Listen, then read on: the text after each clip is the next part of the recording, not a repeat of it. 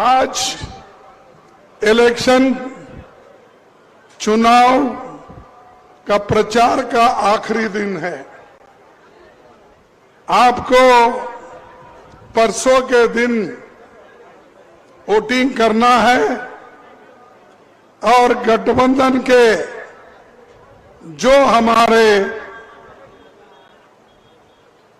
MLA हैं, candidate हैं, उनको अपना वोट देना है। इसीलिए मैं क्षमा तो चाहता हूं पहला, क्योंकि मैं यहां पर पहुंचने के लिए बड़ी देरी हो गई। एक देरी हो गई कि मोदी जी की फ्लाइट घूमते रहते हैं और हम नीचे रहते हैं, उन्हों कब उड़ेंगे और हमको कब परमिशन मिलेगा। लेकिन हम आके पहुंचे। एक है कि ये बहुत कठिन रास्ता है। ये चुनाव सबके लिए महत्व का है। ये किसी एक व्यक्ति का चुनाव नहीं है, एक जाति का चुनाव नहीं है, एक धर्म का चुनाव नहीं है। ये चुनाव है हम लोकतंत्र को बचाने का चुनाव। बाबा साहब अम्बेडकर ने जो संविधान लिखा, उस संविधान को बचाने का ये चुनाव है। ये किसी का फायदा, किसी का नुकसान नहीं है। ये देश के लिए जो फायदामंद है और देश के लिए जो सुरक्षित रखता है, ऐसा लोकतंत्र और संविधान का चुनाव है। इसके लिए हम सबको लड़ना है और खासकर जो गरीब लोग हैं वो समझे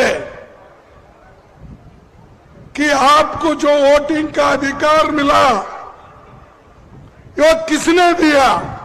क्या मोदी ने दिया? सच बोलो, क्या शाह ने दिया?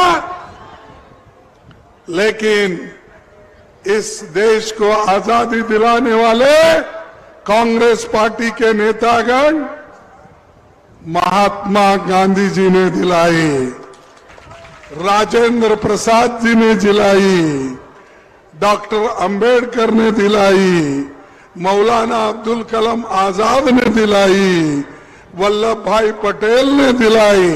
तुम्हारा क्या काम है? तुम तो कुछ भी नहीं किए। जरा जरा ऐसा हट के, नहीं तो तुम मार खाएंगे मेरे हाथ में।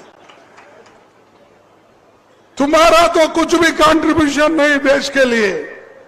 ना तुम लड़े हो, ना तुम मरे हो, तुम जेल गए हो, कहीं भी नहीं।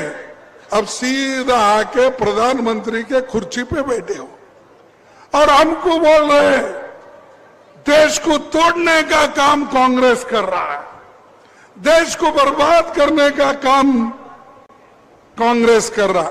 अरे भाई, देश को जोड़ने के लिए तो हम लोग, हमारी नेता कुर्बान दी। इंदिरा गांधी जी ने देश को एक रखना, इसलिए उन्होंने अपनी जान दी। 32 गोलियां उनके छाती में डाले, पूरी छन्नी छन्नी हो गई छाती। लेकिन उन्होंने यही कहा, देश को बचाओ और मेरी आखिरी खून की बूंद रहने तक मैं देश के लिए लड़ूंगी। राजीव गांधी जी,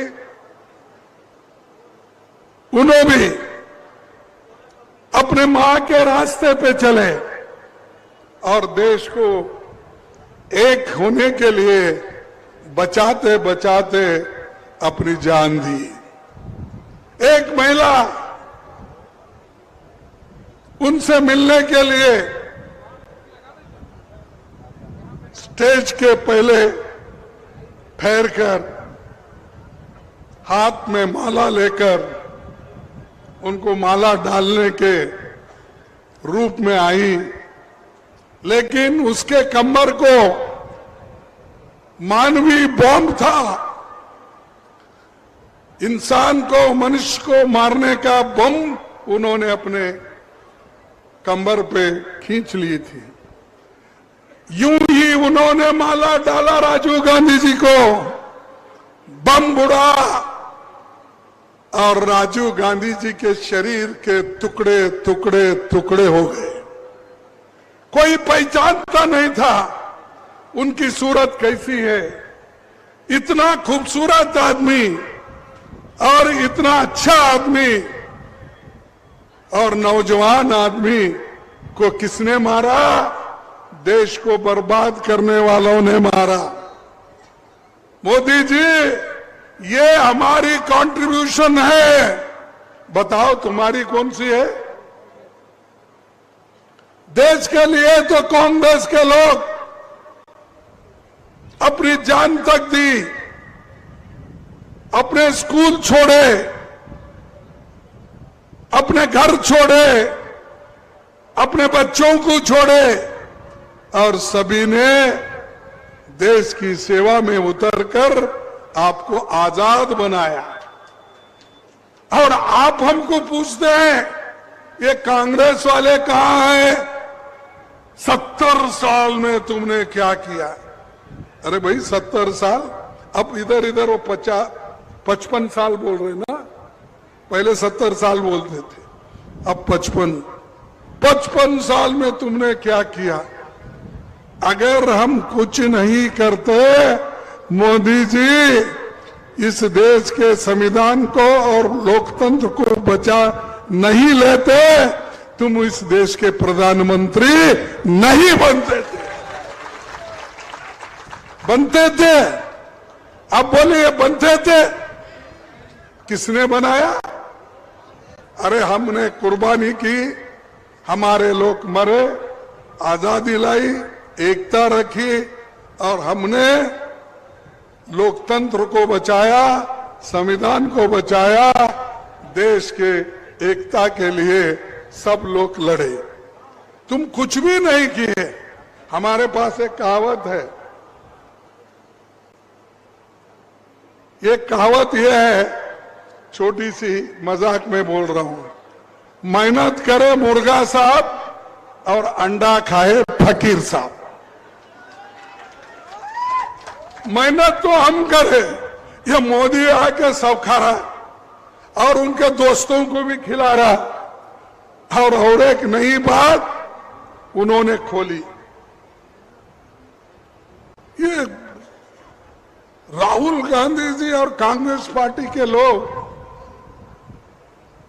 क्यों चुप बैठे? अदानी अंबानी के बारे में क्यों नहीं बात कर रहे? अरे हम चुप बैठने वाले लोग नहीं हैं। जहां गलती होती है जरूर वो बाहर निकालते हैं। तुम्हारे जैसे उनको मदद करते हैं, उनके पास जाते हो, उनके प्लेन में बैठ के आके तुम शपथ लेते हो और हमको पूछते हो कि अदानी अंबानी को क्यों नहीं टीका कर रहे?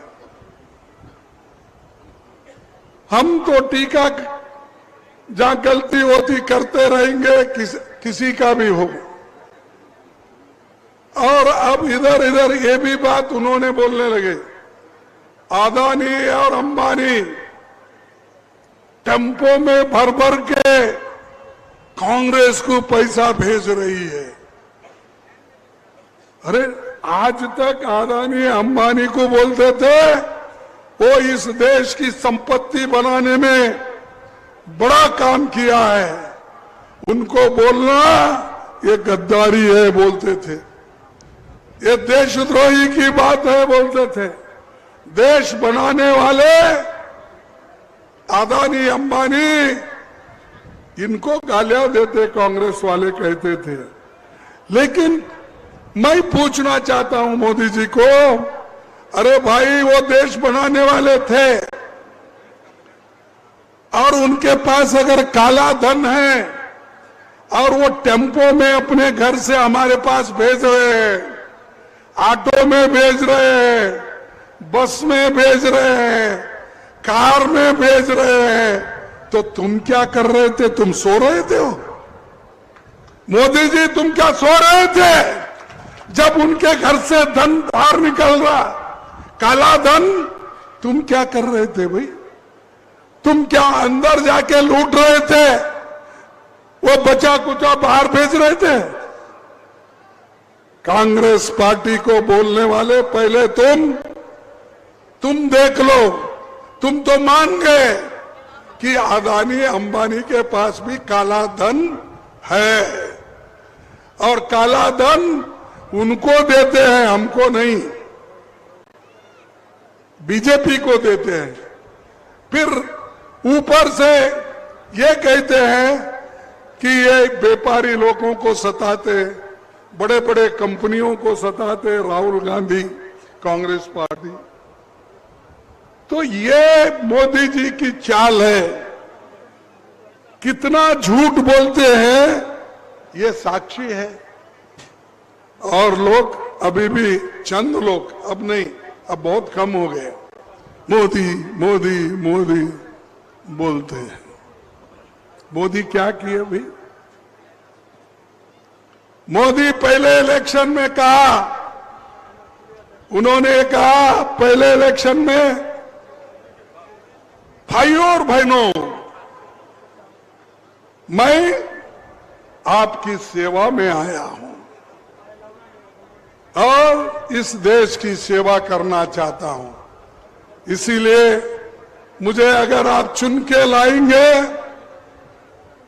इस देश का प्रधानमंत्री बनाएंगे, तो मैं ये कांग्रेस वाले जो काला धन बाहर रखे हैं, बड़े बड़े इंडस्ट्रियलिस्ट जो बाहर रखे हैं, वो मैं पूरा लाके आपके जेब में 15-15 लाख डालूंगा। ये बोले या नहीं बोले? क्यों तुम्हारे जबान से नहीं आ रहा? इसीलिए मैं समझूं कि तुमको मिला। अरे मोदी इतना झूठ बोलता है? वो तो प्रधानमंत्री है, वो कैसा झूठ बोलेगा? आप झूठ बोल रहे हैं पैसे लेके। प्रधानमंत्री कैसा झूठ बोलता? वो तो इतना हरिश्चंद्र का बेटा है, और उसको आप बोल रहे हैं, हाँ, उसको आप बोल रहे नहीं मिला। झूठ बोला, उसने झूठ बोला। अरे ठीक है भाई, एक गलती माफ करो। फिर उसने 15-16 में बोला, क्या कहा? भाइयों और बहनों, नौजवान साथियों, मैं हर साल आपको 2-2 करोड़ नौकरियां दूंगा। अब 10 साल में कितने नौकरियां होना? 20 करोड़। 20 करोड़ नौकरियां आपको मिले। ये क्या हर चीज को नहीं बोलते आप?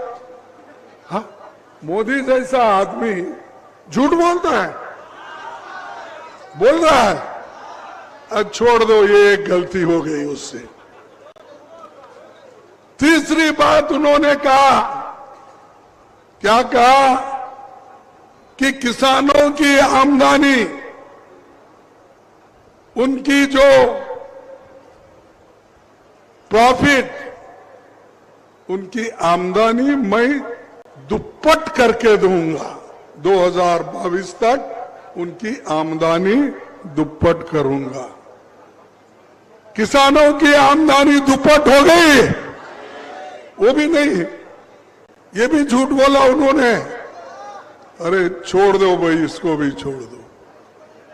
फिर उसने ये कहा कि मैं बुलेट ट्रेन लाऊंगा, अहमदाबाद से बंबई तक 1 लाख करोड़ रुपए खर्च करके बुलेट ट्रेन लाऊंगा। किनके लिए? अमीरों के लिए। क्या कम से कम बुलेट ट्रेन तो लाया? वो भी नहीं। अरे ये भी झूठ। और उसके बाद उन्होंने कहा सब मैं पटना से लेकर कन्याकुमारी तक जितने भी बड़े बड़े सिटीज हैं स्मार्ट सिटी बनाऊंगा। स्मार्ट क्या बनाया? सबका ये भी झूठ। और उन्होंने ये भी कहा सभी पिछड़े वर्गों को, दलितों को और आदिवासियों को मैं उनका पूरा ख्याल रखूंगा और उनके उन्नति के लिए काम करूंगा। जो कांग्रेस पार्टी में 70 साल नहीं किया वो मैं करके दिखाऊंगा। क्या दिखाया? वो भी झूठ। अरे कितने झूठ बोलते हैं भाई। मोदी जी इतने झूठ बोलते मुझे मालूम नहीं था। इसीलिए मैं उनको हमेशा ये कहता हूं, मोदी जी आप झूठों के सरदार हैं। काम तो कुछ नहीं करते लेकिन गालियां देने का सीखे हैं। उठते ही कांग्रेस को गालियां देना, उठते ही सोनिया गांधी को गालियां देना। कब समय मिला राहुल गांधी को मिल, कभी कभी मुझे भी गालियां देते हैं। ठीक है, तुम गालियां दो, हम गालियां खाकर भी गरीबों की सेवा करेंगे, गरीबों के साथ रहेंगे। हम डरने वाले नहीं हैं। हम बहुत देखे हैं। मैं तो बचपन में 6 साल का था, मेरा पूरा घर जल गया, मेरी मां जल गई, उसमें मर गई, मेरा चाचा मर गया, मेरी बहन मर गई, मेरा भाई मर गया, सब लोग मर गए। मैं एक ही उस घर में बचा।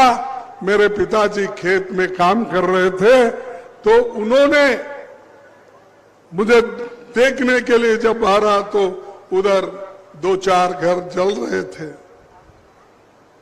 1946-47 में जल रहे तो हमारे पिताजी मुझे उठा के बीदर से गुलबर्गा लाए। मैं एक ही बचा। उन्होंने मुझे पढ़ाया लिखाया। मिल में मजदूर थे भाई, मिल में मजदूर रह के मुझे पढ़ाया, ट्रेड यूनियन का लीडर बना, फिर कांग्रेस में ब्लॉक प्रेसिडेंट बना, डिस्ट्रिक्ट प्रेसिडेंट बना, पीसीसी प्रेसिडेंट बना, अब एआईसीसी प्रेसिडेंट तुम्हारे आशीर्वाद से बना। 10 साल मैं अपोजिशन लीडर रहा और 20 साल मैं स्टेट में मिनिस्टर रहा। 5 साल केंद्र में मिनिस्टर रहा, 5 साल अपोजिशन लीडर रहा केंद्र में। कोई मुझे डराया नहीं और कोई डराने के लिए आएगा, कोई मुझे अगर डराने के लिए आएगा, मैं डरने वाला नहीं है। मैं डरा के छोड़ूंगा लेकिन डरूंगा नहीं।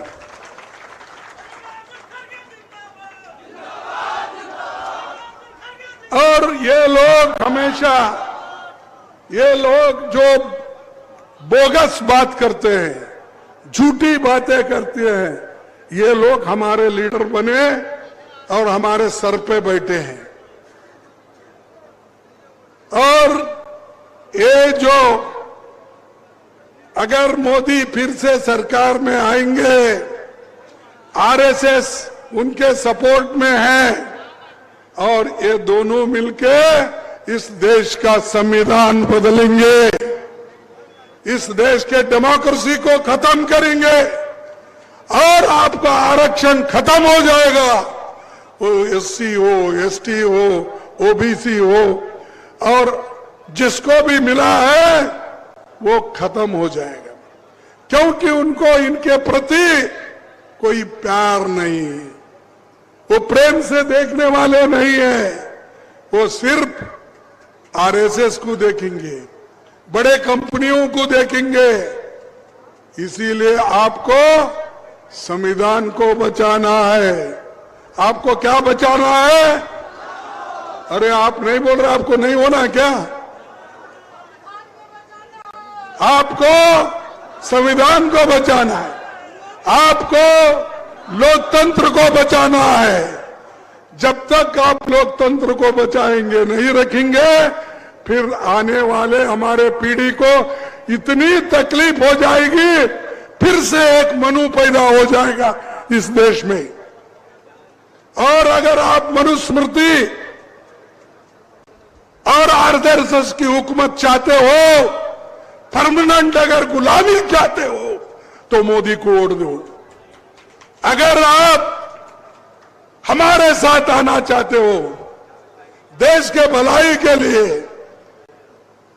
और इस संविधान को बचाने के लिए और जमहूरियत को बचाने के लिए आते हैं, देश में सुख और समृद्धि रहेगा।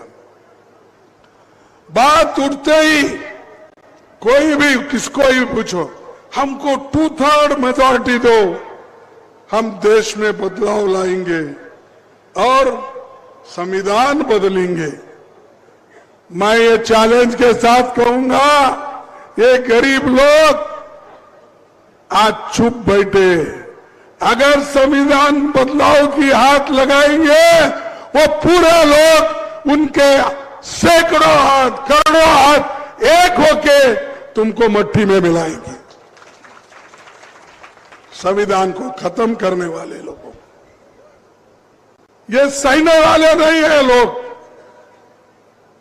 किस हद तक, थोड़ा हद तक सह सकते हैं। आज मोदी जी कोई चीज, मोदी जी अनएम्प्लॉयमेंट इतनी बड़ी है, नौकरी नहीं है, उधर देख रहे नहीं। महंगाई बढ़ी है, उधर देख रहे नहीं।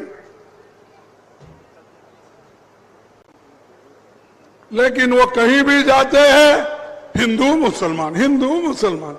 अरे भाई क्या हो? ये प्राइम मिनिस्टर सबको बचाना है, देश को बचाना है, सुबह उठते ही हिंदू मुसलमान।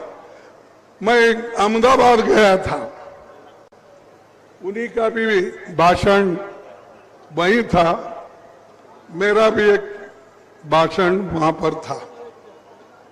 तो मोदी जी ने क्या कहा मालूम? आप भी पढ़े होंगे। अरे कांग्रेस हुकूमत में अगर आती है, अगर कांग्रेस को आप वोट डालेंगे तो वो लोग तुम्हारी संपत्ति मुसलमानों को बांट देंगे। अगर तुम्हारे में 2 एकड़ जमीन है, 1 एकड़ जमीन मुसलमानों को देंगे।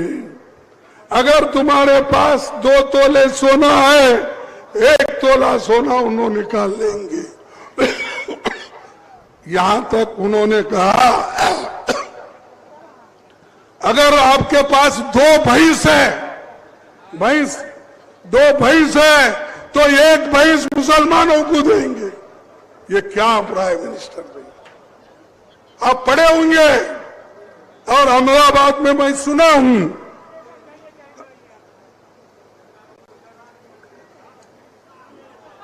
ऐसे लोग हैं, और इनको भैंसों के बारे में बात करने वाला, मंगलसूत्र के बारे में बात करने वाला, अगर मंगलसूत्र को हाथ लगाए तो मेरी मां बहनें चुप बैठेंगे, उसको 4 तमाचे मार के भेजेंगी। हर चीज उसका ये करना, एग्जॉरेट करना, लोगों को उचकाना, और लोगों को उचका के उनको भड़काकर दंगे कराना उनका काम है। अब नहीं होगा, सब समझदार हो गए। धर्म के नाम पे अब नहीं चलेगा राजकारण, काम के नाम से चलेगा, डेवलपमेंट के नाम से चलेगा। और डेवलपमेंट ये देश के लिए जरूरी है। इसीलिए पंडित जवाहरलाल नेहरू जी, राजेंद्र प्रसाद जी, ये सब लोग डेवलपमेंट के तरफ देखे, इधर नहीं देखे, वो भैंस के तरफ, गाय के तरफ, क्या है वो है, कोई उसकी चिंता नहीं की। तो ये हमारे लोग हमेशा यही कहते हैं कि देखो डराना, ये उनको जाता है, ये उनको जा, आज मुसलमान को बोले, कल शेड्यूल कास्ट को बोलेंगे, परसों और कोई कम्युनिटी को, बैकवर्ड को बोलेंगे। क्यों भाई ये बात क्यों करते हो? तुम तो एक देश के प्रधानमंत्री हो, तुम प्रधानमंत्री बन के सबको लेके जाना। यहां तो यूनिटी इन डाइवर्सिटी है, अलग अलग लोग हो सकते हैं लेकिन वो मिलके है। वो सब छोड़ के ये लोग सिर्फ, टाइम खत्म हो, 5 है आज, 2 मिनट, 5, अगला प्रोग्राम देखेंगे। यहां तो सुन रहे, सुना दे दो, क्योंकि कम से वोट डालने वाले यहां भी लोग हैं, वहां भी है। आप हाथ को वोट डालेंगे ना? हमारा निशान कौन सा है? पंजा है। अरे यारो तुम भी थोड़ा बोल दो हमारे तरफ से। पंजे को तो नाम है क्या इनके? हाँ, सन्नी हजारी पासवान कैंडिडेट। तो अरे डालो, हाँ। अरे ठीक,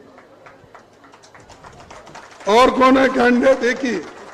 ओके, पासवान आप जीत के आओ और लोगों की भलाई करो, मोदी के जैसा झूठ मत बोलो, मैं आपको ये कह रहा हूं। हाँ, लेकिन और आखिरी बात कह के मैं अपने बात को समाप्त करता हूं, वो ये है, मंजिल बहुत दूर है। क्या है? मंजिल बहुत दूर है, रास्ता बड़ा कठिन है। सुन रहे हैं? मंजिल बहुत दूर है, रास्ता बड़ा कठिन है। और रास्ता बड़ा कठिन है, हमको चलने के लिए, उस रास्ता काटने के लिए हम सब लोग मिल के चलना है। कोई कुछ भी बोलने दो, लेकिन एक होके चलना है। इसीलिए मैं आप सबसे विनती करता हूं, आप मिल के चलो, एक होके चलो और मोदी के झांसे में मत आओ और पासवान को वोट दो। यही इसी में हम की भलाई है। नमस्कार, सबको मैं